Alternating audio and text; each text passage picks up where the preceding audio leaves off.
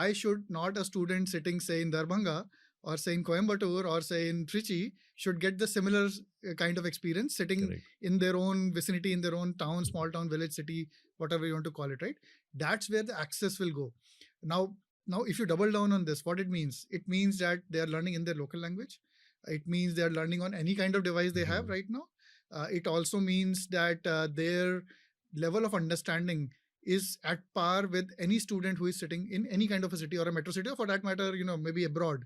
So when you give an experience which makes these demographical divisions, irrelevant, is where the best use of learning experience comes into play, right? And that's where the world will move towards. It won't matter that, okay, I need to travel to a particular city to get a best education, right? Correct. We see today the most prominent edtechs who are evolving in the country are the ones who are going on the same path of democratization of education, right?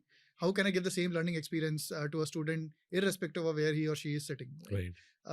Think of, YouTube is a classic example. Correct. I don't know if you have ever tried to buffer, or have you ever seen a YouTube buffering in a village, right? It won't buffer, right? Yeah. Because the technology that is available in the top class city is the same backbone which is now available there.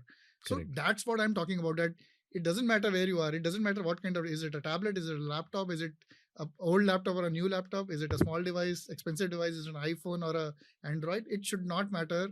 The means of education should be delivered in as is form wherever the student is. Right. So with the insight that you have shared, what I could visualize is any institution, be it school or a college, is a global institution from day one.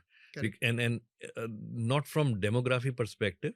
The moment it is there, it is functioning, enabled with this advanced infrastructure, they would be able to teach, communicate in different native languages, be it Spanish, French, Hindi, whatever.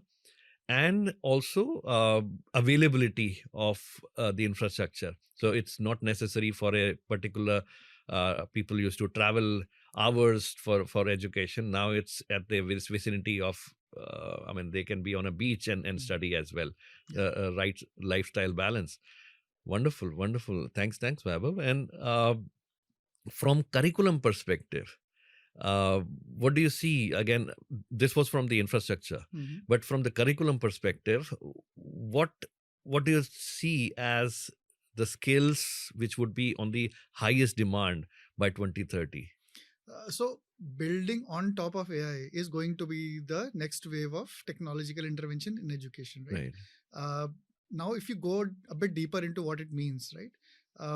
Every student has its own learning capacity and capabilities, correct? I'll take my example. When I was a student, books used to bore me, right? And if somebody comes and tells me a concept in my ear, I think that is where my whole, the whole understanding of the subject becomes very easy. For somebody, it's seeing. If I've seen students who say, when I watch a YouTube video, I think I get the best learning experience there, and I will be able to grasp the concept much more there. And we continue to have students who still learn from books, and and now the digitization of books has already happened.